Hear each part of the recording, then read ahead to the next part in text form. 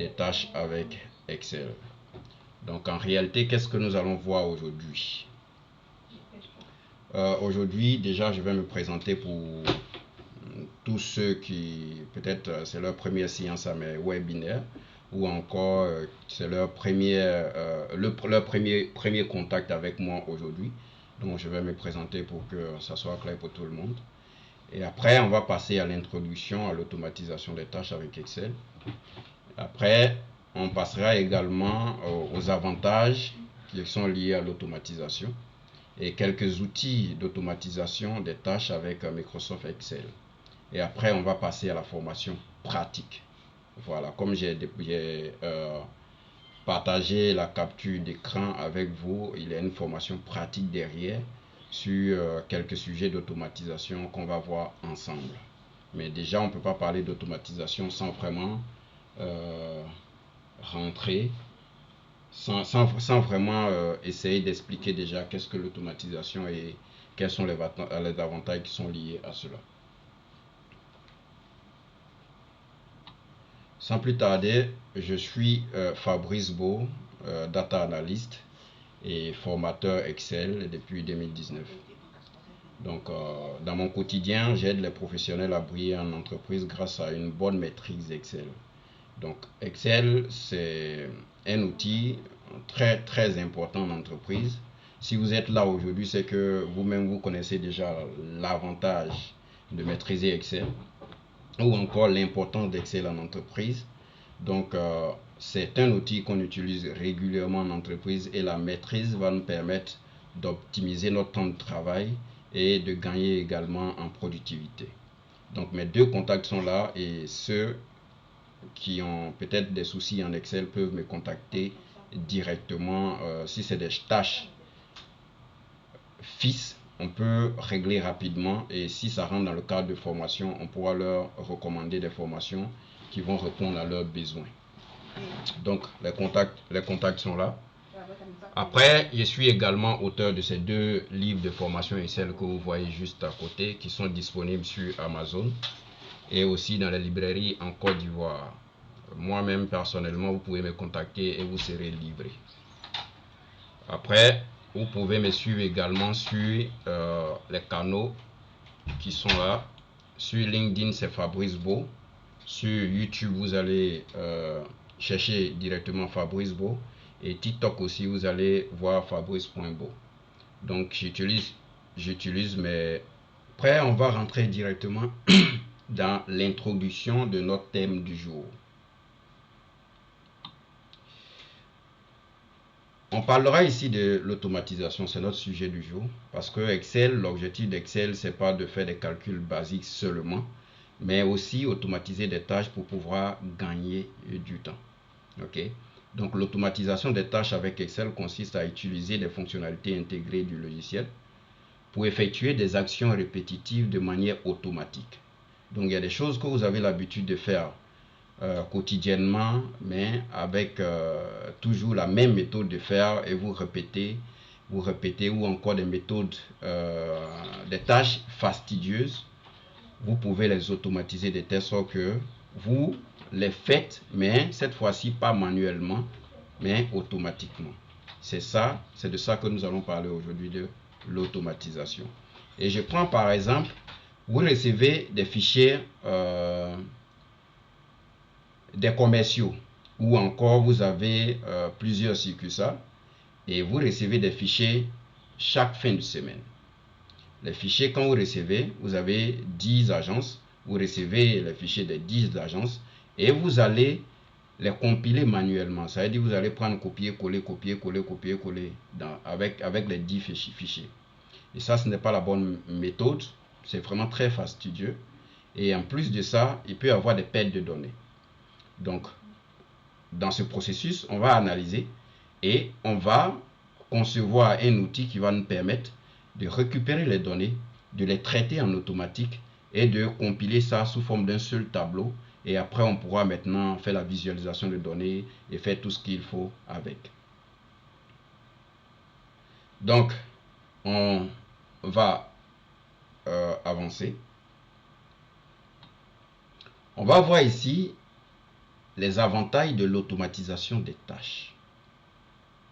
C'est bien d'automatiser, mais pourquoi réellement on automatise et quels sont les avantages qu'on a si on arrive à automatiser nos tâches réellement.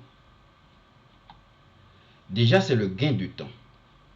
Donc, si vous avez l'habitude de faire des choses manuellement, vous-même vous allez constater que ça va vous prendre énormément de temps. Okay. Ça va vous prendre énormément de temps. Et pour ça, on doit déjà réfléchir à comment on va automatiser des choses, de telle sorte que quand les données arrivent, ou encore quand les fichiers arrivent,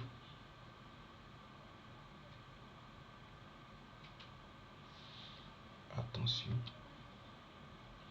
l'écran n'est pas partagé.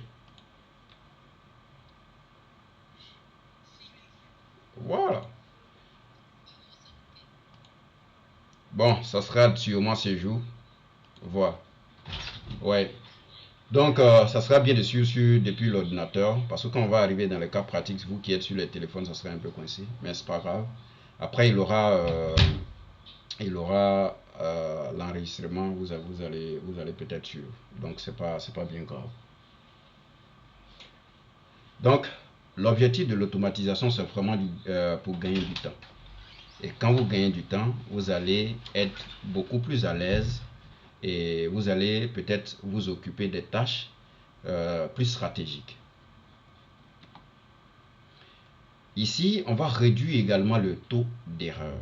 Donc, l'automatisation va vous permettre, parce que quand vous faites plusieurs copier-coller avec la fatigue et tout ce qui va avec, c'est très difficile de garantir la cohérence des chiffres, de garantir la qualité de données et ainsi de suite.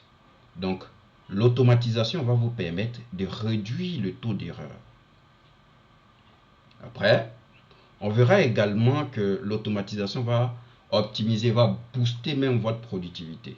Parce que des choses que vous avez l'habitude de prendre une semaine pour faire, avec l'automatisation, si vous arrivez à faire en moins de 3 minutes, vous allez voir que vous gagnez énormément de temps et vous pouvez faire plusieurs choses en un temps réduit. Après, on verra également que ça peut faciliter les prises de décision. Donc imagine que vous collectez les données de partout et votre fichier Excel est connecté à des différentes sources de données. Vous récupérez et vous allez faire votre visualisation de données et tout le process est automatisé. À ce niveau, non seulement vous gagnez du temps, vous allez réduire les taux d'erreur et vous allez optimiser également votre productivité. Et après ça, vous allez faciliter votre prise de décision qui sera un gain pour vous-même personnellement et pour l'entreprise. Donc, en résumé, l'automatisation permet d'optimiser la productivité en réduisant le temps nécessaire pour effectuer des tâches courantes, en minimisant les erreurs humaines et en libérant du temps pour se concentrer sur des activités plus stratégiques et créatives. Donc, voilà ce que vous pouvez gagner avec de l'automatisation. On parlera également aussi quels sont les outils qu'on utilise régulièrement sur Excel pour faire de l'automatisation. Vous serez étonné parce qu'il y aura vraiment des choses très basiques que vous avez l'habitude de voir, mais il y aura aussi des choses peut-être très avancées que vous n'avez peut-être pas encore entendu parler. Donc ici, on va commencer déjà par mettre sous forme de tableau. C'est une fonctionnalité d'Excel.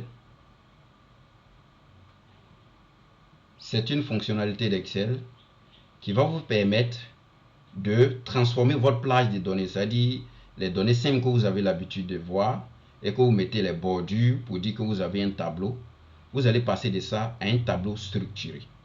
Et cette fonctionnalité a tellement d'avantages quand on va arriver dans les cas pratiques, vous allez voir.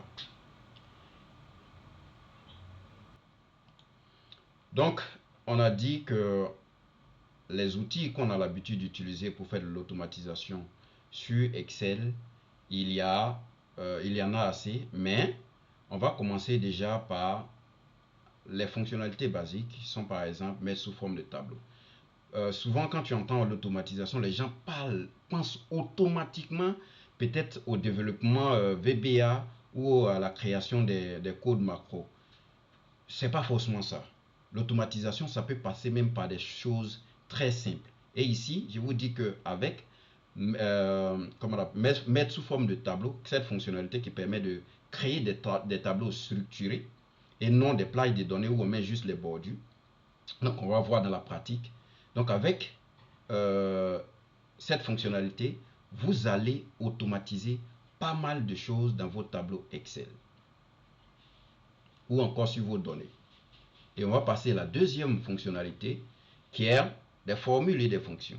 Donc, quand vous êtes déjà en mode tableau et que vous utilisez des fonctions ou des formules, il y a pas mal de choses que vous pouvez automatiser. Imaginez que vous avez l'habitude, vous avez un flux de données, un gros tableau, et vous devez, dans le code, il y a des caractères que vous devez extraire. Ok? Et vous voyez qu'au fur et à mesure, le tableau, au fur et à mesure que le temps passe, le tableau, il y a de nouvelles entrées. Donc, pour faire l'extraction, pour automatiser cette tâche, vous pouvez utiliser juste des fonctions pour faire l'extraction des données dans une chaîne de caractères. Et ça, c'est un cas simple d'automatisation. Ok?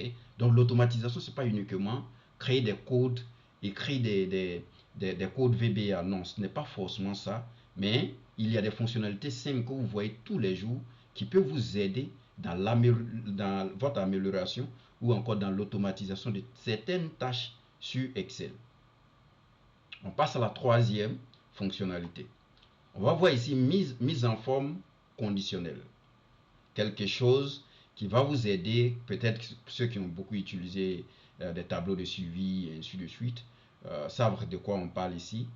La fonctionnalité de mise en forme conditionnelle. Donc ici, vous allez, selon les indicateurs, mettre certaines informations en évidence et ainsi de suite. Et ça c'est automatique. Ça veut dire par exemple, si je mets vert sur une valeur, ça c'est pas manuel, c'est en fonction d'une condition. Et si demain la valeur change, automatiquement la couleur aussi peut changer en fonction des règles qu'on a établies. Et la quatrième fonctionnalité, je parlerai également de la validation des données. Pourquoi cette fonctionnalité est très importante? Parce que ça garantit déjà la saisie, la qualité de la saisie, et aussi ça vous permet de rendre rapide la saisie. Par exemple, quand vous avez des listes déroulantes, vous n'avez pas besoin de saisir tout manuellement, mais choisir directement dans la liste, ça vous permet d'aller plus rapidement. Et à côté de ça, vous allez garantir la qualité des données qui sera saisie. On va passer à la cinquième fonctionnalité. Ici, je vais parler également des tableaux croisés dynamiques. Pourquoi c'est important? Parce que c'est sous forme de requêtes. Ok? C'est sous forme de requêtes. Et quand vous travaillez, et généralement quand vous avez au niveau de la hiérarchie des informations qu'on vous demande régulièrement à partir d'une base de données, vous allez faire votre tableau croisé dynamique, mettre les indicateurs qu'on vous demande régulièrement sous forme de requêtes et vous les sauvegardez. Et demain, quand on vous demande les mêmes informations, vous venez sur votre tableau de bord ou encore sur votre rapport, vous actualisez les données, les nouvelles données qui sont entrées dans la base de données vont s'actualiser sur votre rapport et vous prenez le tableau, vous envoyez à votre hiérarchie et vous gagnez du temps. Et vous gagnez énormément du temps. Au lieu qu'à chaque fois où vous allez partir dans votre base de données, faire des filtres pour récupérer les informations, les calculer manuellement et tout ce qui va avec, les tableaux croisés dynamiques, même sans taper une seule formule, vont vous aider à réaliser des merveilles sur Excel.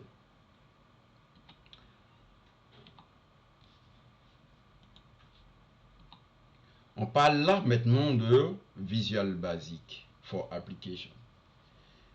Qu'est-ce que ça fait également? C'est là où pratiquement tout le monde est captivé.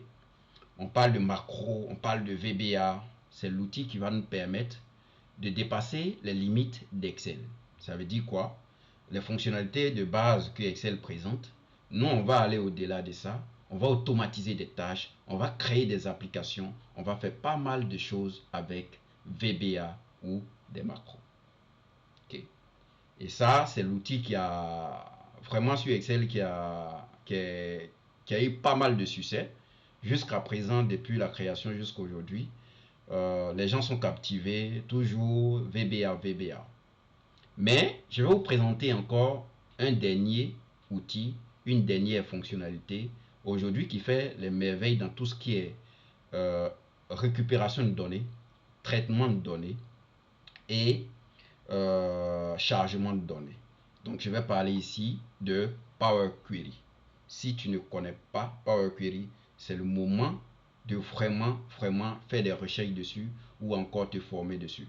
Parce que le temps que Power Query va te faire gagner, c'est énorme. Et dans les cas pratiques, on va voir comment on peut régler des problèmes avec Power Query. Donc voilà les outils que généralement on peut utiliser pour automatiser pas mal de process sur Excel. Et ça, je pense que il y en a encore, mais on ne peut pas tout présenter ici. Mais voilà les éléments essentiels qu'on peut utiliser aujourd'hui pour faire pas mal de choses sur Excel et gagner énormément de temps. On va se dire maintenant, qu'est-ce qu'il faut faire pour automatiser. On a vu les outils, c'est bien, les outils sont là et autres. Mais si j'ai l'habitude de faire mes choses, comment ou pourquoi aujourd'hui je vais changer? La procédure est simple. On doit analyser et identifier des tâches à automatiser. Donc, il y a des choses que vous faites aujourd'hui. Ok. Vous allez vous asseoir. Est-ce que ce qu'ils sont en train de faire là, je ne peux pas trouver un moyen de rendre ça plus facile? Et même, il y a des choses que vous faites avec votre process qui est déjà établi ou que vous-même vous avez déjà établi, vous avez automatisé. Mais aujourd'hui, vous pouvez même vous asseoir et réfléchir, est-ce qu'il n'y a pas une meilleure manière de faire ça? Ok, qui va me faire gagner énormément de temps. Donc, vous rentrez dans une phase d'analyse, vous allez faire état des lieux et vous allez identifier les éléments clés que vous devez automatiser. Après ça, vous allez maintenant choisir les outils qu'on vient de voir. Vous allez choisir en fonction des tâches à automatiser, de ce qu'il y a lieu de faire. Quel outil utiliser réellement pour résoudre le problème. Donc vous allez, souvent même, vous allez voir que ce n'est pas forcément Excel qui peut régler, mais au moins ça va vous donner des pistes et vous allez trouver l'outil adéquat pour automatiser la tâche en question. Après, on va passer maintenant à la phase de conception. Donc on va dire, bon, quand c'est Power Query qui va régler mon problème, je vais utiliser Power Query et vous utilisez Power Query maintenant pour attaquer les données, récupérer, les transformer et les charger maintenant sous forme d'un seul tableau. Pourtant, ce sont les données qui viennent de plusieurs sources. Et vous avez votre solution. Maintenant, après, ça dépend. Est-ce que la solution que vous avez développée dépend, c'est pour vous, ou vous faites pour votre service, ou vous faites pour votre direction, ou encore ça va au-delà de votre entreprise. Donc, vous allez penser maintenant au déploiement.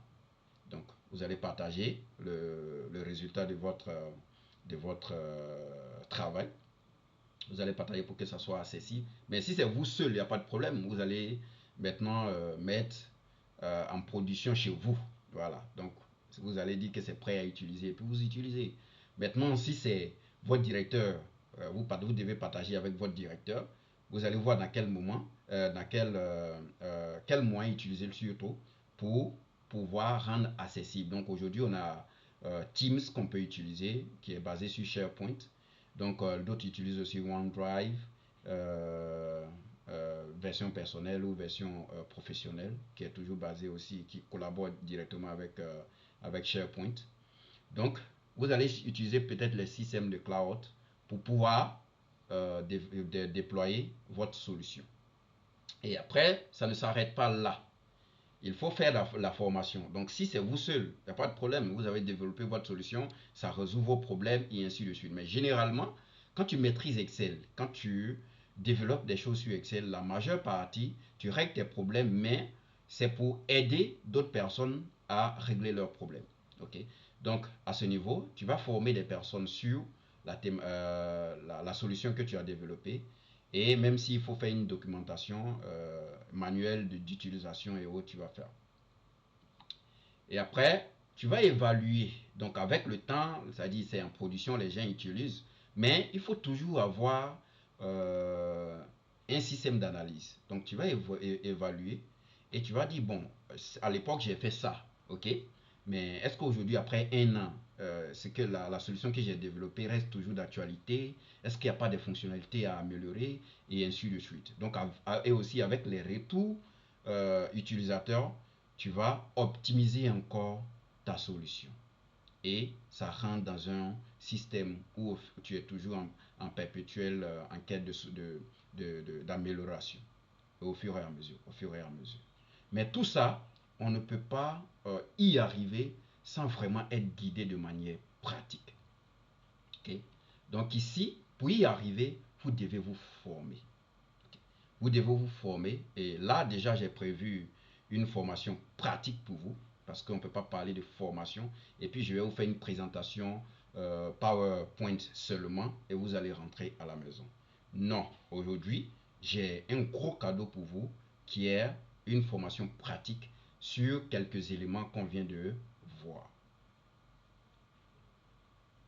Et au niveau de la formation dont je parle, on va parler ici de l'automatisation avec les tableaux structurés et les mises en forme conditionnelle. Donc les deux éléments qu'on a déjà vus comme des fonctionnalités à utiliser pour l'automatisation. Donc on va voir de manière concrète comment on peut les utiliser rapidement pour régler des problèmes. Non seulement ça sera rapide pour aujourd'hui, et aussi les règles qu'on a établies restent en évidence pour les prochaines données qui vont arriver. Et en deuxième point, on va voir comment on peut actualiser un tableau de bord. Ok, comment on peut actualiser un tableau de bord avec les macros. Donc, parce que les tableaux de bord, généralement, quand on fait, c'est lié à des tableaux croisés dynamiques. Et les tableaux croisés dynamiques ne se mettent pas à jour automatiquement. Donc, pour ça, quand il y a de nouvelles entrées de données, il faut cliquer forcément sur actualiser. Et si l'utilisateur n'a pas, c'est pas rappelé qu'il faut actualiser les données sont là, mais ne sont pas à jour. Après ça, on verra également comment on peut automatiser la compilation des données. Donc, vous avez des données qui viennent de partout. Comment, aujourd'hui, on peut utiliser les fonctionnalités Excel pour régler des problèmes assez rapidement. Et ça, c'est de l'automatisation. Ça veut dire que quand les mêmes données arrivent demain, vous jetez dans le même dossier et automatiquement, les données sont mises à jour. Et tu es là, tu dis, oh boss, je suis fatigué aujourd'hui pourtant. Tu as cliqué sur un seul bouton pour régler ton problème. Ok? Donc, voilà ce qu'on va voir réellement dans la pratique. Ici, je vais vous laisser la possibilité de poser vos questions. Et déjà, je suis très content que vous soyez nombreux à ce webinaire. Et je vous remercie énormément pour votre attention. Après, je reste entièrement disponible pour tout ce qu'on vient de voir. Vous allez poser vos questions. Je reste entièrement disponible. Et après ça, après les questions, on va vous annoncer, on a préparé des petits cadeaux au niveau des formations que on va vous présenter. Et je vous encourage à prendre des packs de formation qui vont vous guider dans la pratique. Et après, on verra maintenant notre formation pratique en question. Les modules de formation. Rapidement, avant qu'on passe à la pratique. Donc, on a notre pack booster qu'on a conçu pour les débutants. Donc, l'objectif, c'est vraiment maîtriser les bases fondamentales et l'analyse de données avec les tableaux croisés dynamiques. Parce que je me dis aujourd'hui que personne personne ne peut utiliser Excel aujourd'hui sans maîtriser les tableaux croisés dynamiques, quel que soit son niveau. Que vous soyez débutant ou pas, vous devez absolument maîtriser les tableaux croisés dynamiques parce que c'est un outil qui va automatiser vos requêtes, qui va automatiser pas mal de choses. Et même à partir des tableaux croisés dynamiques, si vous maîtrisez bien, vous pouvez même faire vos tableaux de bord sans problème. Donc ici, c'est la base fondamentale d'Excel et l'analyse de données. Et ce module dure environ 10 heures et coûte seulement que 125 000 ou 191 euros. On a également le pack Data Analyst. Donc, tout ce qui est process de récupération de données, de traitement de données, jusqu'à l'analyse dans Power Pivot. Donc, on va utiliser Power Query ici et Power Pivot. Et on va à la fin faire nos rapports qui sont connectés à des sources de données. Donc, nous, on n'a plus rien à faire. On s'assoit, on clique sur un bouton, les données sont actualisées et on récupère, on remonte l'information au niveau de la hiérarchie. Donc ici, c'est vraiment tout le process de récupération de données, traitement de données et l'analyse. Ok. Donc on va apprendre ici le langage DAS qu'on utilise aussi dans Power BI. On va pratiquer ici. Donc on va voir comment on fait les traitements de données avec Power Query et tout le process tout le process lié à, comment on appelle ça, à l'analyse des données avec Excel. On va voir dans ce module jusqu'à l'élaboration d'un tableau de bord avec les tableaux croisés dynamiques qui sont directement connectés à de différentes sources de données. Ce module est à 200 000 francs. Ça dure entre environ 8 heures. Et c'est à 305 euros pour ceux qui ne sont pas dans la zone CFA. Et on a aussi le pack accélérateur. Vraiment, c'est le pack le plus complet. Donc, c'est Excel intermédiaire et avancé. Donc, vous allez voir ici les fonctionnalités essentielles qu'on doit utiliser normalement pour quelqu'un qui est vraiment très avancé en Excel. Et on va aussi apprendre l'automatisation du traitement de données avec Power Query dans ce module. Mais ici, on ne fait pas de Power Pivot. Ok, c'est la différence. Okay. Donc, on va voir comment on récupère les données, machin et autres, et on va injecter dans Excel. Et ici, le pack, vraiment, c'est très, très complet et c'est à 250 000 pour 382 euros. Mais, on a essayé aujourd'hui de réduire pour vous parce qu'on est là aussi pour s'entraider. Donc, on passe le pack booster à 100 000 francs pour 5 premières personnes qui vont s'inscrire. Donc, une réduction de 25 000 francs pour des personnes qui vont s'inscrire maintenant. Donc, après, on a également ici le pack Data Analyst qu'on avait à 200 000 francs qui passe à 160 000 francs. Donc, moins 20% de réduction. Et uniquement pour les 5 premières personnes qui vont s'inscrire. Le dernier pack accélérateur qui de 250 000 est aujourd'hui à 200 000 francs uniquement pour les 5 premières personnes qui vont s'inscrire maintenant. Donc la décision vous appartient.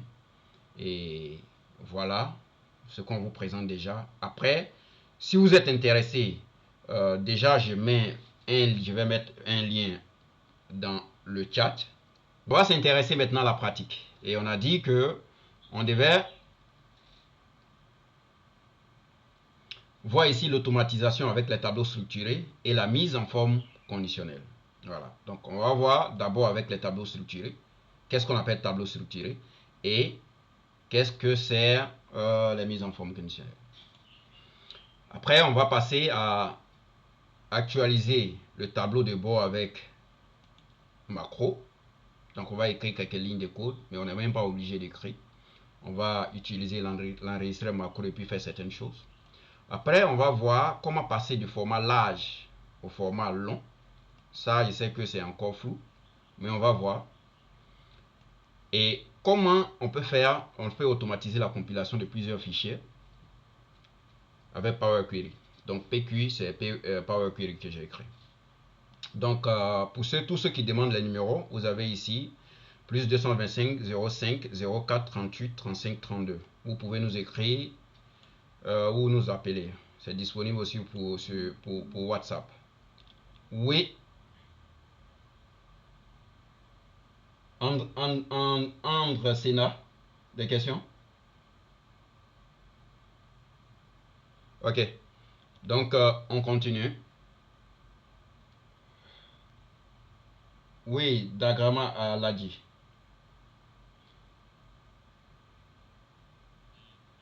Oui, bonjour.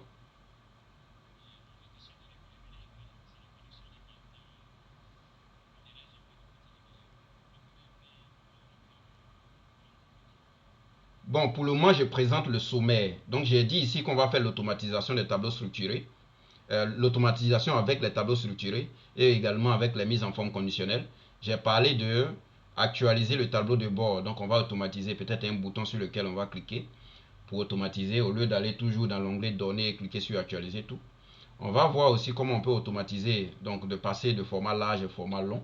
Ok, ça peut être un peu flou pour l'instant, mais on va voir le cas pratique. Et on va voir l'automatisation de la compilation de données avec Power Query. Voilà les quatre choses qu'on va voir rapidement ensemble. Aujourd'hui, j'ai vraiment envie de vous donner le paquet. Donc, on va voir ensemble de manière pratique. Et j'ai mon contact ici, WhatsApp. Vous pouvez nous contacter directement. Et je pense que ça sera l'idéal pour échanger sur des différents sujets et ainsi de suite. Okay. Maintenant, on va stopper les questions. Je vais faire des cas pratiques et après chaque cas pratique, je vais vous laisser la possibilité de poser des questions. Donc on va se calmer pour l'instant et on va suivre pour que ça soit assez clair pour tout le monde. Donc on va commencer par le tableau structuré. Qu'est-ce que j'appelle le tableau structuré? Imagine je suis là, je prends mes données, donc déjà CTRL A pour sélectionner tout mon tableau. Je viens là et je vais sélectionner mon tableau comme ça. Quand je fais ça, ce n'est pas un tableau que j'ai créé. Ça, pour tout débutant, c'est un tableau. Ok? Mais ce n'est pas un tableau. Ça, c'est juste une plage de données où j'ai mis les bordures. Ok? Et là, si je dois faire même la mise en forme, vous allez voir que ça va me prendre beaucoup de temps. Je vais mettre peut-être, je vais mettre un truc comme ça, mettre en gras. Et tous ces petits détails, si je dois ajouter des couleurs et ainsi de suite, ça va me bouffer énormément de temps. Ok? Ça, c'est pas un tableau. En Excel, pour les débutants, c'est un tableau, mais c'est pas un tableau. On appelle ça une plage de données avec des bordures. Okay. La preuve, c'est que si je suis là et que je veux fusionner des cellules, je peux fusionner des cellules. Ok. On va aller dans ce qu'on appelle tableau structuré. Et ce tableau présente tellement d'avantages que chaque personne doit commencer à s'approprier. Je suis là, je vais lui dire, dans l'onglet accueil, je vais venir là, je vais lui dire, mets-moi ça sous forme de tableau. J'ai choisi un modèle. Le modèle, peu importe. C'est juste côté design. Donc, si le design que j'ai choisi ici ne me plaît plus, je peux venir ici, je vais changer le modèle. Donc, vous voyez que la mise en forme se fait vraiment automatiquement. Je gagne énormément de temps. Voilà. Je peux choisir comme ça. Donc, automatiquement, la mise en forme est faite sans que je reprenne tout le boulot. Par contre, si ce que j'ai fait ici, ça va me bouffer énormément de temps. Et quand même le tableau évolue, j'aurai toujours les problèmes de formatage, de mise en forme et ainsi de suite. Okay. Imaginez maintenant que je vais créer une colonne que j'appelle total. Je mets en gras. Ok, donc total, entrée. Et là, j'ai même perdu les bordures. Ok, voilà déjà l'inconvénient. Donc, ce qui veut dire que je vais venir ici appliquer encore ma mise en forme. Ok, voilà. Et là, quand je vais créer une nouvelle colonne, je vais encore mettre les bordures. Vous voyez comment c'est très manuel. Et là, je vais calculer le total. Si je suis là, donc déjà, je vais répliquer la même chose en bas ici. Donc, je vais venir ici. Total, entrée. Vous voyez automatiquement que lui, il prend la mise en forme qui a été faite. Donc, il s'adapte. Et tout de suite, si je viens là et que je lui dis que je veux plus cette mise en forme,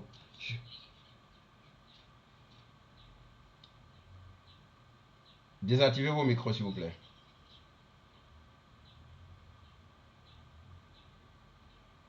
Moussa, s'il vous plaît.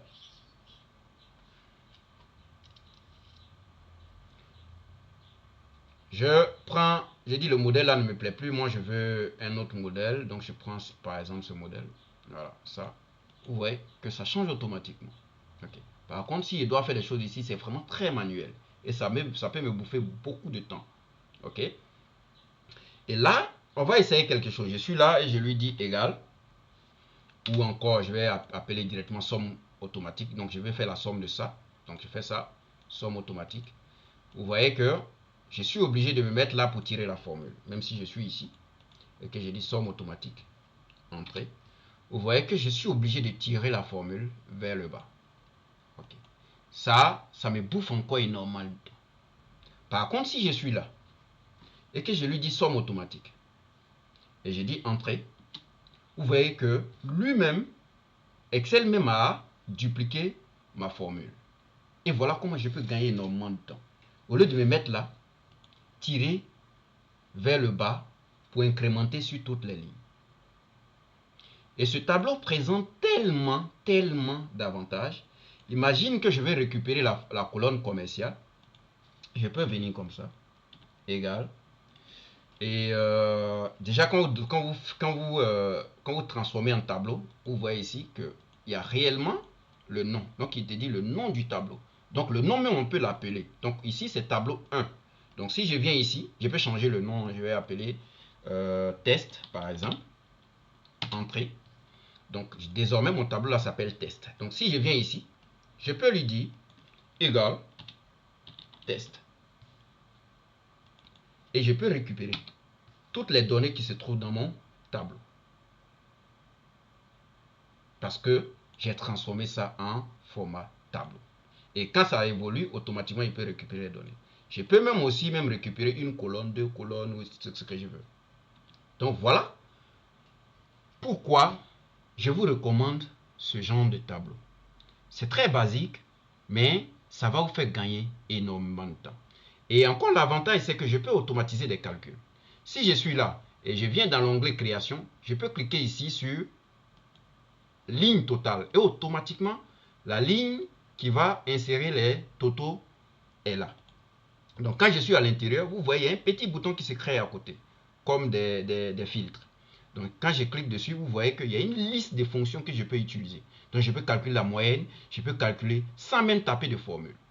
Et voilà comment on peut vraiment gagner du temps avec ces genres de tableaux. Et là, imagine que vous faites un tableau de bord qui est basé sur un tableau simple. Là même, c'est quelque chose que je vous déconseille. Mais si vous faites un tableau de bord qui est basé sur ce modèle de tableau, au fur et à mesure que les données augmentent, si je suis là, et que je lui dis aujourd'hui, il y a un autre nom qui ajoute, beau, vous voyez que ça prend la mise en forme automatique. Et la formule qui est ici, la nouvelle ligne, prend en compte automatiquement. C'est-à-dire si je mets les données ici, vous allez voir que ça prend automatiquement. Donc, plus le tableau évolue, la formule que j'ai mise ici est automatisée dans mon tableau. Par contre, si vous êtes ici, là, vous allez tout faire manuellement. Ça, c'est notre premier cas. Est-ce que vous avez des questions à ce niveau?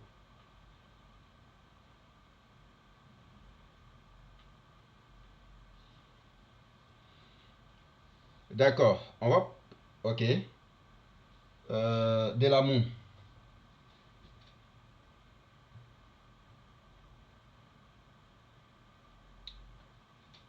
Jean Galay. Vous pouvez parler, s'il vous plaît. Oui.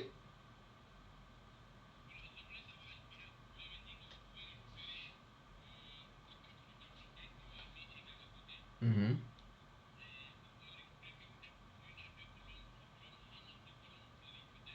Ouais.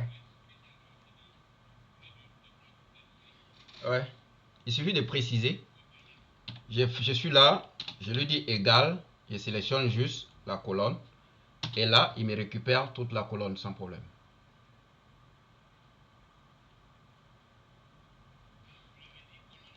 Donc je lui ai dit, je lui ai dit test et je lui ai précisé la colonne que je vais récupérer.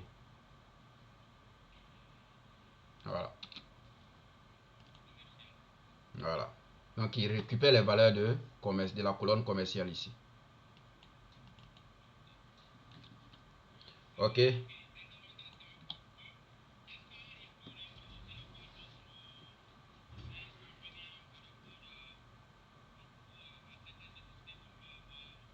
Très belle question. L'inconvénient, c'est que ici, le fait que le calcul qu'on fait ici est automatisé, ça veut dire que ça s'applique automatiquement, ça peut créer un inconvénient si les calculs, mais c'est pas la bonne manière de gestion des données, de gestion des données dans une base de données. La formule qui doit être ici doit être appliquée pour la colonne.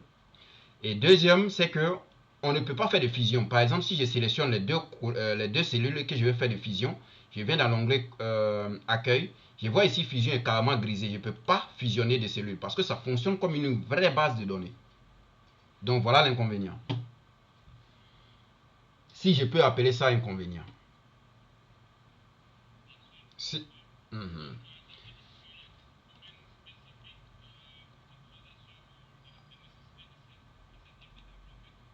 Oui, généralement, quand on sait que le tableau doit évoluer, donc avec les formules qui sont à l'intérieur, et pour que, par exemple, si notre tableau de bord où les rapports sont basés sur ce tableau-là, c'est que ce tableau-là fonctionne comme une base de données.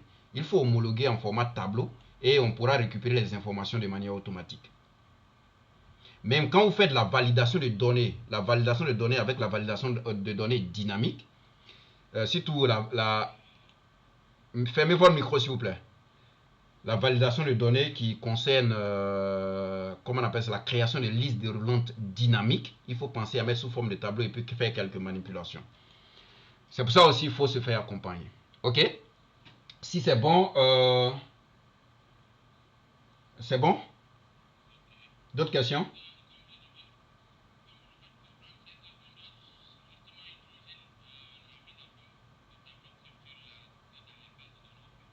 Ouais. Voilà. Voilà. Voilà. Ça vous fait gagner beaucoup de temps. Mais les tableaux de rapports où tu dois faire des fusions et autres dedans, c'est pas possible.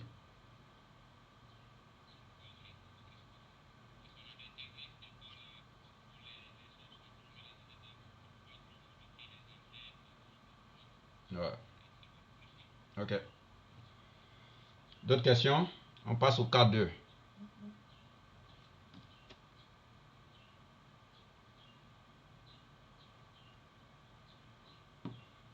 On passe au cas 2. Et cas 2, on va parler ici de mise en forme conditionnelle. Donc imaginez que votre boss vous demande de mettre ces données qui sont là, de chercher les nombres impairs.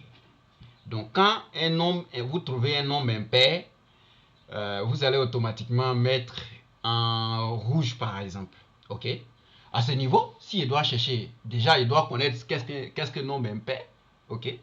Donc nombre impair, je vais voir ici, c'est un nombre qui, quand on divise qu'on ne peut pas, surtout, un nombre pair, c'est un nombre qu'on divise par, on peut diviser par 2 et puis 0, et le résultat, le reste c'est 0 en fait. Ok.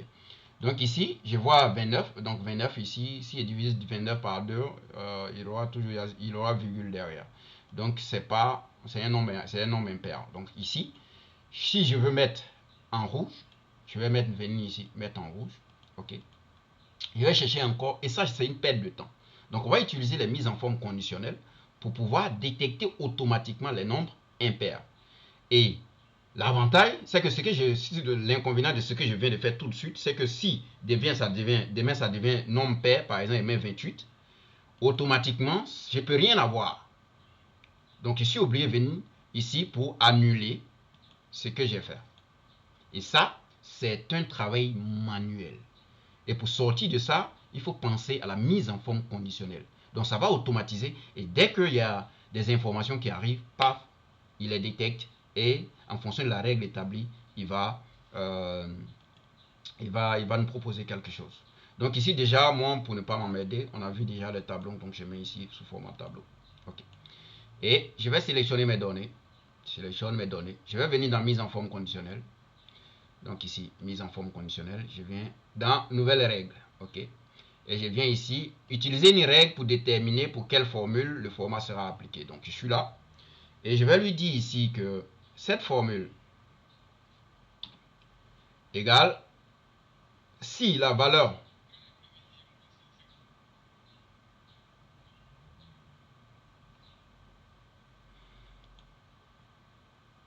de cette cellule, je vais me demander, je vais me poser la question, c'est pour ça qu'il faut bien comprendre les références.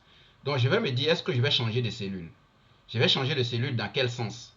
Voilà, donc si je dois changer de colonne pour checker chaque cellule, je dois enlever $ qui est sur la lettre de la colonne. Et je vais changer aussi des lignes pour venir checker chaque cellule, donc je vais enlever $ sur le numéro de la ligne. Et cette fois-ci, je vais lui dire est pair. Donc cette cellule-là, je vais mettre dans est pair. Donc je vais mettre ici est impair plutôt. Est point impair.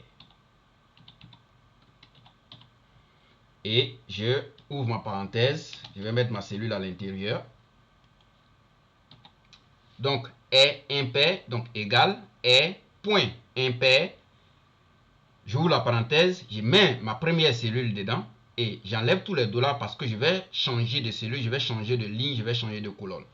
Et à ce niveau, je vais lui dire, si c'est réellement impair, va lui donner cette couleur.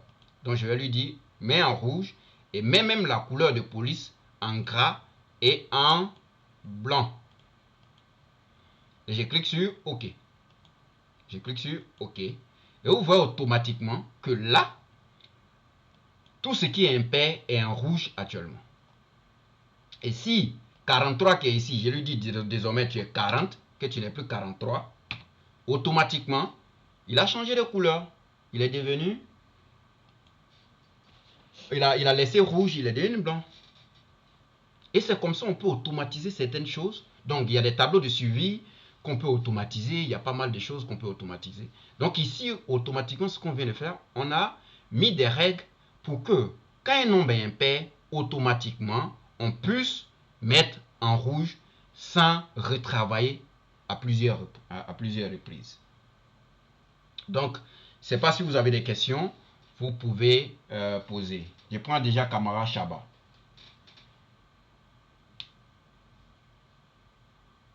Oui, Camara Chaba. Oui, Camara. Bon, Aoulou. Aoulou Mathieu. Ouais. Bonjour.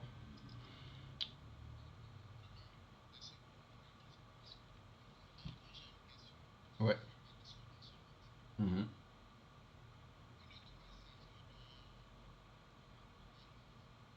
La mise en forme conditionnelle, oui.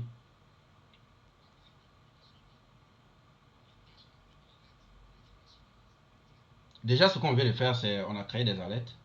Ou mais selon toi, c'est pas alerte. Ça aussi, c'est des alertes. Mais on peut utiliser d'autres indicateurs. Par exemple, si je viens ici, vous voyez ici, il y a plusieurs éléments. Ces éléments-là qu'on peut utiliser. Voilà, maintenant, faut pouvoir les paramétrer pour pouvoir bien les utiliser. C'est tout. Est-ce que ça va? Voilà. Ouais. D'accord. Je mets la formule ici. Est vide. J'ai mis est vide. Est point. J'ai mis plutôt est impair. Donc c'est la première fonction ici. Est impair. Et j'ai sélectionné la cellule en question. Ok. Donc la cellule en question. Et quand vous faites l'autre côté, il va mettre les $ automatiquement. Et ce que vous allez faire, c'est d'enlever les $, puisque notre objectif, c'est de changer les différentes cellules. Et quand je fais comme ça, entrer, vous voyez automatiquement qu'il m'envoie faux. Ça veut dire que cette cellule-là n'est pas impair. Et quand c'est faux, il ne met rien. Maintenant, quand c'est vrai, par exemple, si je mets ici 25, automatiquement c'est vrai. Donc quand c'est vrai, il va appliquer la mise en forme conditionnelle. Donc c'est juste cette formule-là qu'il faut mettre à l'intérieur. C'est tout. Ok. Monsieur Kofi. Kofi Gislin. Kofi Gislin. Oui, très bien, oui.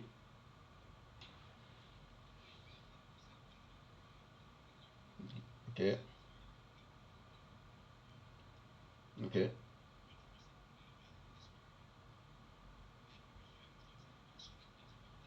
Bien,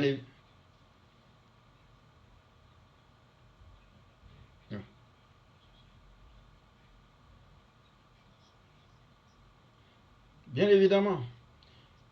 Bien évidemment.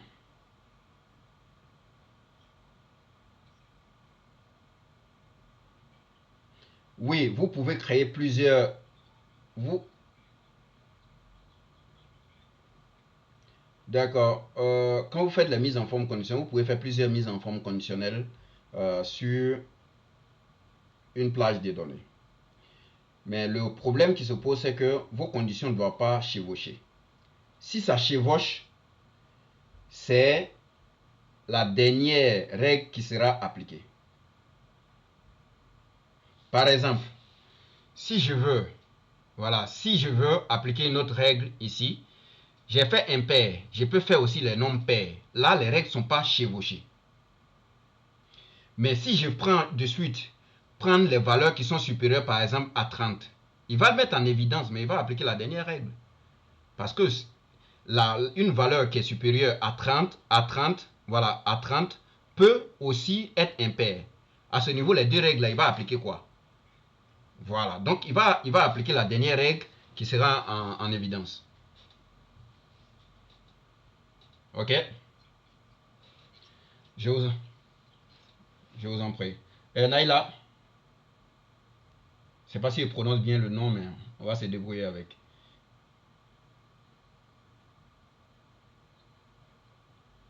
Allez-y.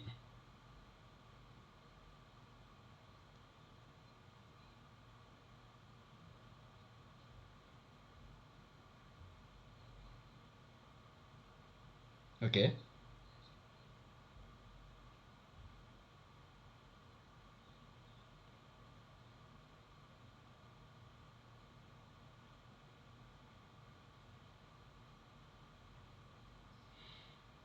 D'accord.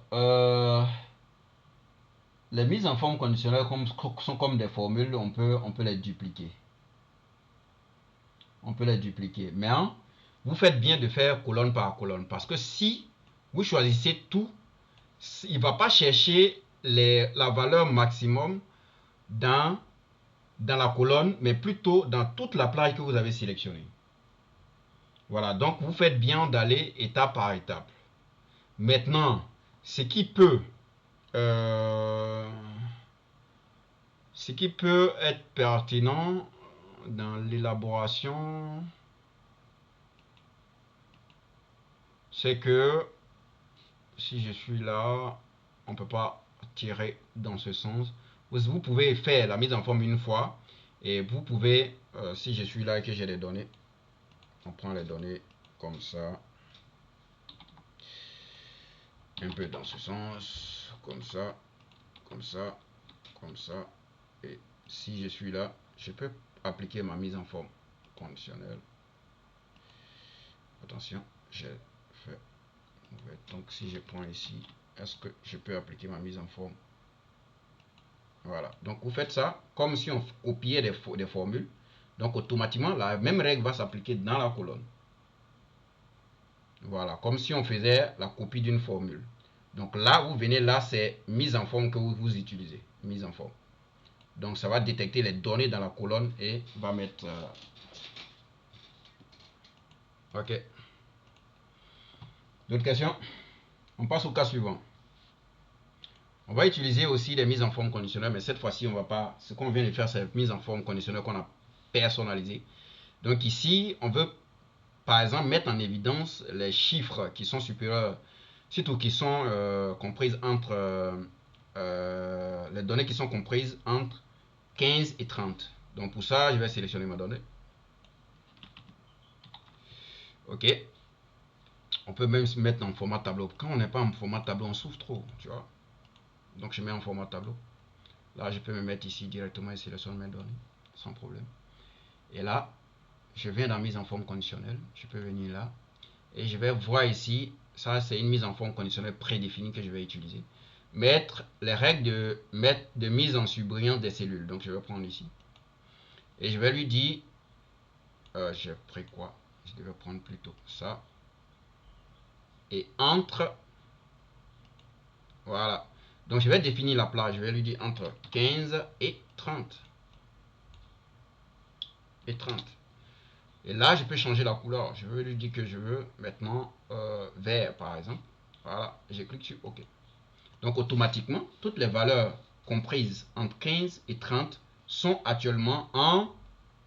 Et si je viens et change une valeur, par exemple 36 qui est ici, qui est hors de la plage, si je viens et puis je lui dis désormais tu es 29, automatiquement, ça s'applique. Et si ce n'est plus 29 et que c'est par exemple 0 qui est hors de la plage, automatiquement change de couleur. Donc voilà comment on peut automatiser pas mal de choses. Et il faut bien comprendre la règle des mises en forme parce qu'il y a la mise en forme conditionnelle prédéfinie qui n'est pas adaptée dans certains cas. Et il y a des mises en forme conditionnelles que toi-même tu vas intégrer ta règle de mise en forme conditionnelle pour pouvoir automatiser certaines choses. Donc c'est fini pour la première ligne, la première tâche. Donc on va passer maintenant à l'actualisation du tableau de bord avec macro. Donc aujourd'hui, je vous présente un petit tableau de bord. Voilà, comme ça. Et ce tableau de bord que vous voyez, qui est bien dynamique, ok, qui peut vous aider dans les prises de décision. Ça, c'est un petit tableau de bord RH, mais on peut faire mieux que ça, ok. Voilà. Avec ce petit tableau de bord, ce qu'on va faire, c'est que on a notre base de données ici. C'est-à-dire, voici les données sur lesquelles le tableau de bord que vous voyez là est endossé. Donc ici, on va, au lieu de faire l'analyse, où chaque fois on va venir faire des filtres, on a représenté en fonction des indicateurs qu'on veut, sous forme de graphique et autres, sur une page que j'appelle ici mon tableau de bord. Maintenant, l'inconvénient avec les tableaux de bord, c'est que c'est généralement basé sur les TCD. Or, les TCD ne se mettent pas à jour automatiquement quand il y a de nouvelles données. Par exemple, je viens là et je vais sélectionner cette ligne. Je vais créer une copie. Donc, je vais intégrer. Donc, normalement, si je viens ici, ça va faire combien? Voilà, 225. Voilà. Donc, j'ai ici 286. Donc, normalement, sur mon tableau de bord, il doit avoir 286 ici. Mais ça ne se met pas à jour automatiquement. OK? Donc, je dois venir dans l'onglet Données ici et cliquer sur Actualiser tout. Et là, maintenant, vous voyez 286. Et les données se sont actualisées. Donc, parfois, ça peut être gênant si la personne qui vous doit utiliser ne sait pas qu'à chaque fois, il faut actualiser pour que les données puissent être consolidées ou encore puissent être actualisées. Donc, on va créer un petit bouton là. OK? On va créer un petit bouton. Je vais venir là, je vais prendre un petit bouton, n'importe, que je vais mettre juste ici. Alors, on peut mettre n'importe où. Et je vais mettre dans quelle couleur? N'importe où. Voilà, pour que ça soit assez visible quand même. Non, on fait du jaune. OK. Voilà. Pour que ça soit assez visible pour tout le monde. Donc là, c'est mon bouton que je vais dire à l'utilisateur, il faut cliquer dessus pour actualiser les données. Okay. Je peux même écrire du test dessus et tout. Et ce que je vais faire, je vais utiliser l'enregistreur macro. On ne va pas coder ici. Je viens dans l'onglet données. Donc l'onglet données, si vous n'avez pas ça sur votre ordinateur, dans votre fichier, ce que vous allez faire, c'est de venir dans l'onglet fichier. Et vous allez venir ici dans l'onglet options. surtout dans, oui, dans l'onglet options. Et vous allez venir ici, personnaliser le ruban. Et vous allez voir, l'onglet développeur sera décoché. Donc vous cochez et vous cliquez sur OK, simplement. Donc quand vous faites ça, automatiquement vous allez voir l'onglet développeur ici. Et vous allez voir ici l'enregistreur macro. Donc notre objectif, c'est que quand on clique sur ce bouton, automatiquement, Excel va venir dans l'onglet données et venir cliquer sur actualiser tout. Donc on revient. On va aller dans l'onglet développeur et on va cliquer sur enregistrer une macro. Dites-vous que à partir de là, tout ce que je vais faire sera enregistré. Donc je vais voir ici update. Voilà, c'est mieux. Update. Je vais donner le nom. Je vais donner un nom à ma macro. Donc je vais mettre ici update, c'est update. Et si je dois mettre les commentaires, par exemple, cette macro permet de faire ça, blablabla. J'ai fini d'écrire là et je clique sur OK. Et dès que je clique sur OK, tout ce que je vais faire sera enregistré. Donc je clique sur OK et j'attends. Et je vais aller dans l'onglet données, puisqu'on a dit c'est ce qu'on doit faire. L'onglet données et je vais venir ici cliquer sur actualiser. Et une fois que je fais ça, je peux même faire 2 fois si je veux. Et je vais arrêter ma macro. Soit je clique sur le petit carré ici, où je viens dans l'onglet développeur et je vais cliquer ici arrêter l'enregistrement. Je clique dessus, l'enregistrement est fini. Et tout ce que j'ai à faire, c'est de venir ici, faire clic droit et je vais affecter la macro que je viens de créer. Donc pour voir cette macro, je viens déjà affecter une macro. Donc ça me montre ici les macros qui sont dans ce classeur. Donc je vais voir ici, je vais cliquer dessus et si je veux modifier par exemple voir le contenu, le code qu'il a généré, je clique sur ça et vous voyez il a créé 2 petits codes. Donc active workbook refresh all. Donc il a ce code là qui va exécuter 2 fois d'ailleurs. Donc il exécute ici 2 fois. Ok. Donc c'est ce code là qui va s'exécuter quand je vais cliquer sur le bouton. Ok. Donc je viens, clic droit, je vais cliquer sur affecter une macro, je sélectionne la macro et je vais cliquer sur OK. Quand je fais ça, automatiquement ce bouton devient cliquable. C'est-à-dire désormais si je clique dessus, ça doit actualiser les données. Mais pour faire ça, je viens dans mes données ici et je vais sélectionner une ligne. Je vais même 2 lignes. Voilà, je vais prendre 2 lignes. OK. Et je vais augmenter mon nombre de lignes. Voilà. Donc cette fois-ci, je vais essayer d'incrémenter comme ça. Et je viens dans ma base de données, je viens d'ajouter 2 personnes. Donc normalement, ça devait sortir ici 288. Mais actuellement, c'est à 286. Et je vais cliquer maintenant sur ce bouton pour voir si le code que je viens de créer vraiment peut régler mon problème. Donc je clique dessus. Et automatiquement, vous voyez qu'on passe maintenant de 286 à 288. Et j'ai automatisé l'actualisation de mes données via ce bouton. Vous finissez de créer une macro, enregistrer, changer l'extension de votre fichier. Donc actuellement c'est un fichier Excel simple. Donc je vais venir là, j'ai dit enregistrer sous et je vais changer d'extension. Je vais changer d'extension. Donc je vais prendre ici classeur Excel prenant en charge les macros. Ou encore je vais prendre classeur Excel binaire pour pouvoir exécuter les macros. Sinon, je ne pourrai pas. Donc, je prends ce modèle et je vais cliquer maintenant sur enregistrer qui va enregistrer automatiquement mes macros. Sinon, si vous ne faites pas ça, ça ne va pas enregistrer les macros. Et demain, quand vous ouvrez le fichier, les macros ne sont plus là. OK? Ou encore, ça ne va pas fonctionner. OK. Donc là, on va passer maintenant à ce que j'appelle la transformation de format large en format long. Imaginez que vous avez un tableau comme ça. Donc, comment passer d'un format large à un format long? Voilà un exemple. On a ce tableau et le même tableau est représenté comme ça.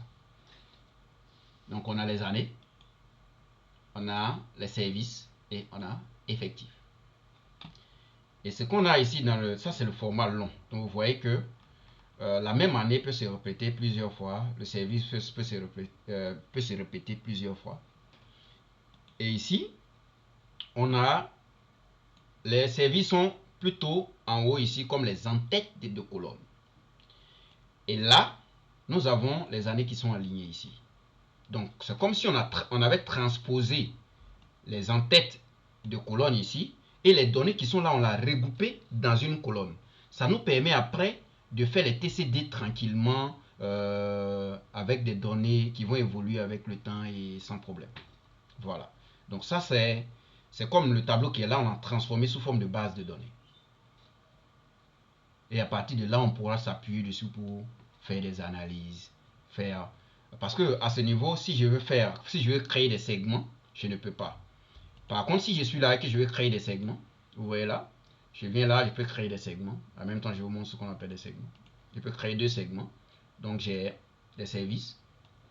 Et automatiquement, je peux filtrer mon tableau comme ça. Voilà. Comme je peux faire ça. Voilà. Ouais. Je peux filtrer au lieu d'aller appuyer sur... C'est pour ça que ce modèle de tableau réel en format tableau là est plus avantageux. Vous n'avez pas besoin de faire des filtres en un point fini. Donc vous voyez là, vous pouvez filtrer les données assez rapidement sans vous casser la tête. Ok? Voilà. Ok? Donc ça, juste une parenthèse. Donc comment on passe d'ici à ce format? Alors, je suis là. Je vais dire à Power Query. Donc c'est Power Query que je vais utiliser. Donc on va trouver Power Query dans l'onglet données. Et je vais lui dire, il faut te baser à partir de cette plage de données. Donc je reste dedans. Et je vais lui dire, à partir d'une plage. Donc je fais ça. Il détecte mes données. Je dis oui, c'est parfait. Et je clique sur OK. Donc automatiquement, il lance Power Query. Donc vous avez vu, vous voyez que automatiquement, il a mis notre plage de données là sous forme de tableau. Donc, pour que Excel même soit à l'aise dans les données, il faut être en format tableau. Donc lui-même, malgré que c'était un plage de données simple, il nous a transformé ici en format tableau. Ok. Donc moi, je récupère mes données. Ok. Et je regarde quelles sont les colonnes que je veux les utiliser comme une seule colonne. Donc les en-têtes, ici à partir de accueil jusqu'aux ressources humaines. Donc je vais les transposer. Pour ça, je vais sélectionner la première colonne. Donc voilà ce qui est intéressant déjà avec Power Query. Donc il me donne même des stats sur le profil des différentes colonnes. Donc je sélectionne ici la dernière colonne aussi. Donc j'ai sélectionné toutes les colonnes que je veux les transformer. Et ça, qu'est-ce que je fais? Je viens dans l'onglet transformer et je vais voir ici dépivoter les colonnes. Je clique sur OK. Je clique dessus plutôt. Et automatiquement, il m'a transformé. Et l'avantage de ça, c'est que tout ce que je viens de faire là, il a enregistré les étapes. OK? Comment il fait? Je viens ici dans l'onglet et je vais voir ici éditeur avancé. Donc il écrit aussi des lignes de code comme ce qu'on a vu dans macro. Donc tout ce que je fais, il va enregistrer. Il enregistre, mais ça c'est pas du VBA, ça c'est langage M. Donc il enregistre tout ce que je fais. Ok. Et les étapes vont se créer ici automatiquement. Donc pour ceux qui vont prendre par exemple le pack Data Analyst, ils seront plus à l'aise. Ceux qui vont prendre aussi le pack Accelerator, ils vont voir ça, juste récupération de données, traitement de données. Mais eux, ils ne vont pas voir l'analyse des données avec Power Pivot, c'est tout. Ok. Donc, voilà comment on peut régler le problème avec. Et là, maintenant, qu'est-ce que je vais faire? Je vais changer les en-têtes. Je vais lui dire ici, ça c'est des services maintenant. Donc, désormais, des services. Entrée. Et je vais venir ici, effectif ou nombre de salariés, je m'en fous. Salariés. Ok, entrée. Donc j'ai renommé mes colonnes. Et quand vous voyez ici automatiquement, il a mis ici colonne renommée. Ce qui veut dire qu'il a créé code de ça. Et toutes les nouvelles données qui vont venir, automatiquement, il va y appliquer la même procédure. Et je vais ici, il va donner quand même un nom à mon tableau. Je vais lui data compile, bon, un truc, n'importe quoi. Entrée. Donc, je vais charger dans Excel directement dans une feuille de calcul. Donc, je viens ici, je vais dire charger dans Excel. Donc, fermer, charger. Donc, automatiquement, il me charge mes données ici. Et voilà, mes données sont toutes Voilà. Et ça, c'est ce qu'on appelle passer de format large au format long. Et une fois que j'ai fait ça, s'il y a de nouvelles données qui viennent dans, je viens ici par exemple 2011, ok, 2000, 011, ok, il n'y avait pas 2011 dedans, je viens d'ajouter 2011, et je vais ici lui dire que, bon, je vais copier les données qui sont là, on s'en fout, ok, je lui dis, et je viens dans mes données ici, tout ce que j'ai à faire, quand il y a de nouvelles données, je n'ai pas besoin de reprendre tout le processus. Donc, si je suis là et que je range par exemple les années par ordre, donc du plus grand au plus petit, si on peut voir ça comme ça, plus grand au plus petit. Donc on a 2010 ici, voilà. Donc on va actualiser les données. On va venir là, on va actualiser donc dans l'onglet données, ou encore la requête qui est là, je vais cliquer dessus directement. Donc vous voyez ici qu'il a créé les lignes de 2011 automatiquement. Je n'ai plus besoin de reprendre trop le process. Et c'est ça de l'automatisation. Vous allez penser, vous devez penser automatisation pour gagner du temps et vraiment garantir la qualité des données sur Excel. Et ça, vraiment, si vous pouvez utiliser les Power Query et pas mal de choses sur Excel, vous allez gagner énormément de temps. Je dis, moi-même personnellement, je ne sais pas combien de fois Excel me sauve à mon lieu de travail. Parce que j'ai automatisé pas mal de choses. Et après, ça peut te rendre un peu paresseux quand même. Ok, donc voilà, à ce niveau, on est passé de format large au format long. Donc si vous avez des questions, je reste entièrement disponible. Ouedraogo. Ouedraogo, vous pouvez poser votre question si c'est une question ou bien si c'est un témoignage, pas de problème. Oui, allô? Oui, allô, je vous écoute. Je vous écoute. On ne vous entend pas, monsieur Ouedraogo.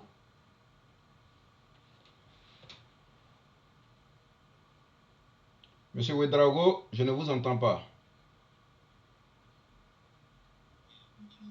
Oui, oui,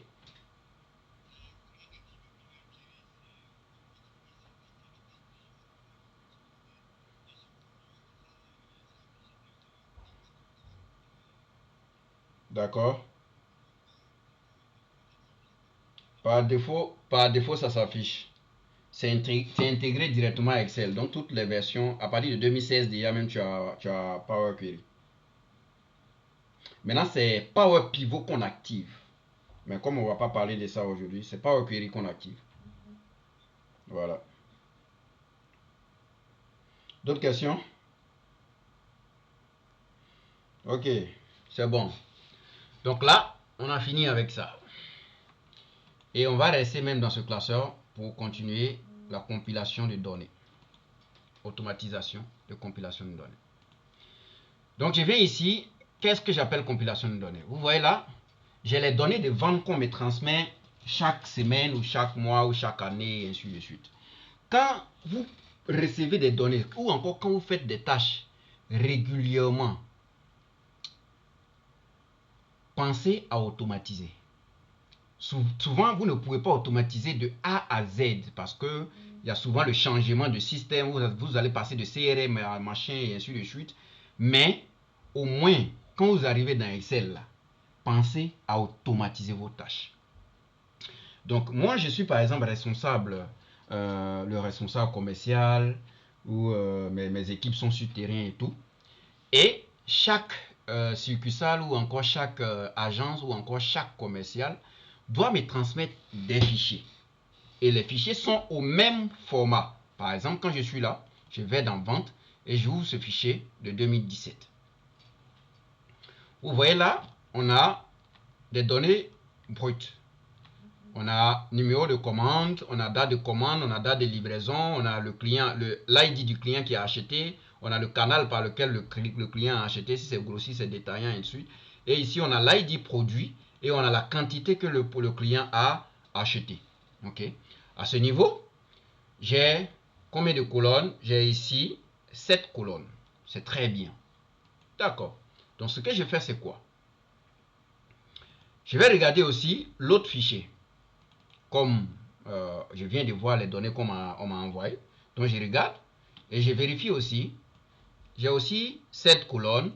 Et ce que vous devez remarquer déjà, c'est que les colonnes sont identiques, les formats sont identiques et ainsi de suite. Okay. Donc déjà, on peut chercher à automatiser. Et si ce n'est pas le cas dans votre entreprise, cherchez à homologuer les choses. Donc vous allez vous asseoir avec toutes les parties prenantes. Vous dites, bon, voilà comment on travaille aujourd'hui et voilà combien de temps ça nous prend du temps. Et quand vous présentez un projet avec les avantages pour le manager, il ne va pas résister, tu vois. Mais si vous présentez et que vous dites, ça là, si on fait ça sera bien, ça, c'est pas, mais montrer les preuves et montrer même comment ça peut aider réellement. Voilà. Et comment ça peut vous gagner du temps. Parce qu'aujourd'hui, tout le monde on veut quand même aller s'amuser un peu sur TikTok et tout ça. Donc, on veut faire notre travail rapidement. Voilà, on peut produire les résultats, les rapports assez rapidement et ainsi de suite. Donc, pourquoi ne pas automatiser? Voilà pourquoi j'ai vraiment tenu à cœur de partager ces petits topos avec vous via ce webinaire. Okay? Donc, quand vous faites des choses manuellement et régulièrement, si c'est un truc manuel, mais qui vous faites aujourd'hui, c'est fini, il n'y a pas de problème. Vous pouvez faire comme vous pouvez. Mais si c'est quelque chose que vous faites régulièrement, pensez déjà à comment vous allez automatiser le process pour que, par exemple, ça vous prenait deux jours pour faire. Aujourd'hui, vous allez passer peut-être 10 à 20 minutes et le problème est réglé et vous devenez plus productif. Même si tu veux faire tes cannes à côté de ton emploi, tu peux le faire. Moi, quand j'automatise mes tâches, je fais ce que j'ai à faire. Je peux venir faire des formations comme ça. Et je ne suis pas épuisé. Voilà. Donc, si vous voulez vraiment gagner du temps, c'est de l'automatisation. C'est vraiment dans cette logique que vous devez vous placer. Okay. Donc ici, on a les mêmes modèles de format. Et ça c'est des discussions qu'on mène avec les parties prenantes.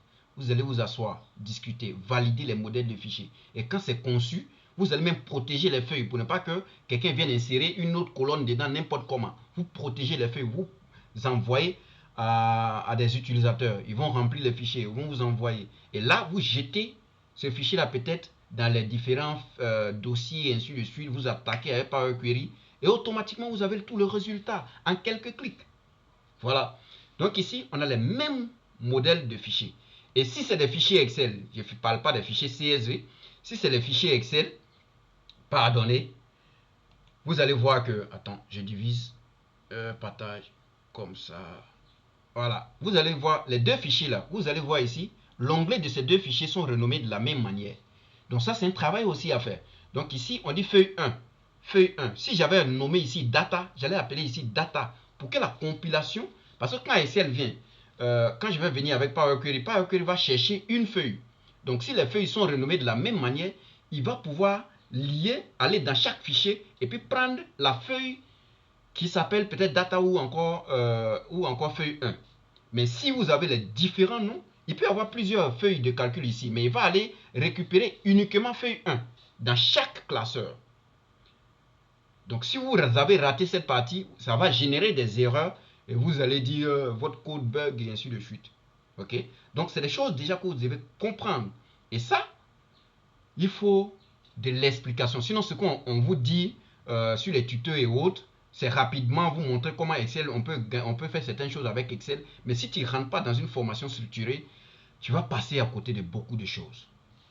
Ok, donc j'ai mes deux tableaux et vous voyez que les deux tableaux ont la même structure et l'onglet de ces deux feuilles sont renommés de la même manière. À ce niveau, je peux passer maintenant à l'automatisation. Et on a dit de suite qu'on va utiliser notre feuille de calcul qui est là. Donc, qu'est-ce que je vais faire? Je vais utiliser ce classeur pour aller attaquer quoi? Attaquer le dossier qui est ici. Donc, le dossier vente. Je vais attaquer ce dossier et je vais récupérer les informations. Donc, les deux classeurs qui sont dedans, je vais récupérer, je vais compiler les deux. C'est-à-dire, je vais les rendre les deux en un seul tableau. Et l'objectif de cette utilisation, je pourrais faire copier-coller simplement. Mais imagine que j'ai un nouveau tableau 2019 qui vient. J'ai fait quoi? J'ai fait copier-coller encore? Non. Ce que je vais faire avec l'outil que je vais mettre en place, c'est que quand il y a un nouveau tableau, je jette directement dans ce dossier et je vais sur mon tableau, j'actualise et les données sont mises à jour. Vous voyez comment je peux gagner énormément de temps et garantir la qualité des données surtout. Donc je viens là, je vais venir récupérer le dossier qui est ici avec Power Query.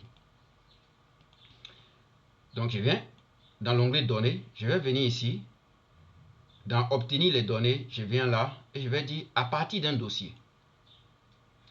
Et je vais aller où j'ai sauvegardé mon dossier. Donc je viens dans Vise Data, je vais venir dans Web Binaire et je viens ici à Web Binaire d'aujourd'hui. Dans compilation, je vais voir dossier vente. Donc je récupère mon dossier et je vais cliquer sur ouvrir. Donc il me dit ici que dans ce dossier, il y a deux fichiers. Donc voilà pourquoi vous voyez deux lignes ici. Donc deux fichiers, il a mis l'extension ICLSIS pour dire que c'est des fichiers Excel. Et je vais lui dire, je veux combiner et transformer ces données-là. Donc je clique sur ça. Et il va mouliner pour me montrer des différences. S'il y avait plusieurs onglets, vous allez voir que les onglets vont s'aligner ici. Mais comme on a un onglet dans chaque fichier, il nous montre ici. Donc s'il y avait plusieurs onglets, on allait regarder quel onglet on veut charger. Donc on va sélectionner l'onglet 1. Et on va cliquer sur OK. Parce que chez nous ici c'est l'onglet 1. Donc vous, chez vous, ça peut être l'onglet data, ça peut être l'onglet données, moi, on s'en fout. Donc vous allez sélectionner l'onglet de la feuille concernée et vous allez cliquer sur OK. Quand je fais ça, il mouline, donc il est dans la transformation. Il est là, il récupère les données et il nous montre maintenant l'interface réelle de Power Query. Parce que ce qu'on voit directement dans Excel, là, ce sont des connecteurs. On appelle ça des connecteurs. C'est comme tu appuies et tu vas utiliser les différents sauts avec code pour récupérer l'information. Donc ici, on utilise ici Power Query, donc avec les différents connecteurs. Donc on a allé, ça c'est un connecteur pour aller chercher un dossier. Donc on allait se connecter à un dossier, on a récupéré les informations qui sont dans ce dossier. Et quand vous allez regarder ici, vous voyez là que les deux tableaux sont là. Donc tableau 2017 et tableau 2018. Donc à ce niveau, j'ai mes données qui sont là, je regarde. Si elle est données qui sont au mauvais format, je vais les transformer, je vais faire tout ce que j'ai à faire. Et ça, on apprend ça dans le pack Data Analyst ou encore dans le pack Accelerator. Donc, vous allez apprendre à nettoyer les données, à récupérer les informations déjà sur Internet et ainsi de suite. Et puis, comment vous pouvez compiler, comment vous pouvez traiter les informations et après, comment vous pouvez charger ça dans les moindres détails pour vous rendre vraiment très opérationnel au travail. Donc ici, j'ai ma table ici qui est prête à être utilisée. Donc ça, je peux renommer ma table et tout ce que j'ai à faire. Ok. Donc regardez déjà dans le code, si je viens dans l'éditeur avancé, vous allez voir ici que il y a pas mal de choses qu'on peut avoir ici. Donc le code, tout ce que j'ai fait, il a enregistré. Même le lien pour accéder au fichier, vous voyez ici. Donc toutes les informations sont là. Et c'est la même chose qu'on fait avec Power BI. Donc si vous avez maîtrisé ça, si vous arrivez sur Power BI, vous allez dire vraiment, les gens chantent le nom de Power BI, mais ce n'est pas quelque chose d'extraordinaire. La différence, c'est que Power BI peut traiter vraiment de gros volumes de données, se connecter à une base de données SQL, récupérer les informations, les transformer et puis les charger. Et puis à la fin, on fait des graphiques, on fait des rapports et ainsi de suite. Avec Excel, plus les données sont très volumineuses, ça commence à ralentir, ça commence à bugger. Voilà. Mais avec Power Pivot, par exemple, on n'a plus de limite de ligne. Voilà. On peut vraiment traiter de quantité énorme de données. Voilà. Donc ici, je vais charger maintenant dans Excel. Et pour ça, je viens ici. Je vais cliquer sur fermer et charger. Et automatiquement, ça va charger. Donc ça me crée ici une feuille qu'on appelle vente. Et là, je suis dans mon fichier. OK? Et là, qu'est-ce qui est intéressant? Parce que ce qu'on a vu, on vient de faire là, ça c'est bon. J'ai plusieurs fichiers, j'ai récupéré et ainsi de suite. Mais le plus intéressant, c'est que ce travail-là, je n'ai plus besoin de reprendre à zéro quand il y a de nouveaux fichiers. On va voir un cas pratique. Donc ici, si je suis ici, je fais par exemple un TCD rapidement avec les données qui sont ici. Donc je viens là, un TCD, je vais voir ici les sources, name, donc source de fichiers. Donc il me dit fichier 1, fichier 2. Et je vais voir ici la quantité commandée. Donc j'ai ici. Après, je peux créer deuxième TCD rapidement. Et je vais voir ici les années même. Donc je vais voir ici année de commande. Je vais jeter ici. Attention, j'ai pris le numéro de commande plutôt. Je vais prendre date de commande, date de livraison. Attends, date de livraison. Non, je vais prendre date de commande. C'est date de commande qui respecte les normes. Donc date de commande, voilà, ici. Date de commande, date de livraison. Attention. Ok. Donc ici, on voit deux fichiers, mais il y a des années. Dans le fichier de 2018, il y a quelques commandes de 2019. Sûrement, j'ai augmenté le nombre de lignes là-bas et puis ça a eu un impact. Ok. Donc, ce qu'on va faire maintenant, c'est que on va aller récupérer un autre fichier. Donc, le fichier qui est là 2019, on va récupérer et on va éjecter. On va couper même déjà. Couper. Donc, c'est un nouveau fichier qu'on vient de recevoir. Donc, on va mettre ça dans notre dossier, comme ça. Et on sort du dossier, on va venir dans notre tableau. Donc mon rapport est déjà là, j'ai fait mes TCD tranquille. Donc ici, on a le fichier de 2017, le fichier de 2019, 18. Donc on n'a pas le fichier de 2019. Donc on va actualiser les données pour voir si effectivement tout ce qu'on vient de faire là, c'est automatisé. Donc je viens dans l'onglet données, je vais cliquer sur actualiser tout. Donc j'attends, il va mouliner, il va se connecter à la source de données pour voir s'il y a de nouvelles informations. Et on attend pour mouliner. Attends, je vais voir. Donc ici, il a mis la requête à jour. Donc je vais cliquer maintenant pour mettre mes TCD à jour. Donc vous voyez automatiquement que voilà le fichier de 2019 avec ces données qui viennent d'apparaître. Donc je n'ai plus besoin de reprendre tout le travail que je fais habituellement, manuellement, copier-coller en un point fini. Donc ça, il récupère les données automatiquement et il vient mettre mon rapport à jour. Et je suis là, il dit, ah boss, aujourd'hui là, non, j'ai eu beaucoup de fichiers, je suis fatigué. Pourtant, c'est en quelques clics que j'ai réglé mon problème, je suis là tranquille. Je suis en train de coordonner d'autres choses et ainsi de suite. Ou encore réfléchir à tout ce qui est stratégie, tout ce qui est interprétation de données. Parce que quand vous automatisez tout le traitement, vous allez maintenant plus passer le temps dans l'analyse. Or avant, les deux, vous prenez trop de temps et c'était vraiment fastidieux. Donc, en gros, voilà ce que je voulais partager avec vous aujourd'hui sur l'automatisation. Excel est un outil très intéressant si tu vas vraiment à l'encontre de la maîtrise. Et la maîtrise, ça passe par la formation. La maîtrise, ça passe par l'accompagnement. La maîtrise, ça passe aussi par la pratique. Parce que même si tu te formes chez moi et que tu ne pratiques pas, dans 2, 3, 4 mois, tu vas tout oublier et tu viendras encore te former. Moi, je ne refuse pas l'argent, je vais prendre. Donc, en gros, voilà un peu ce que je voulais partager avec vous. Et s'il y a des questions, je reste entièrement disponible.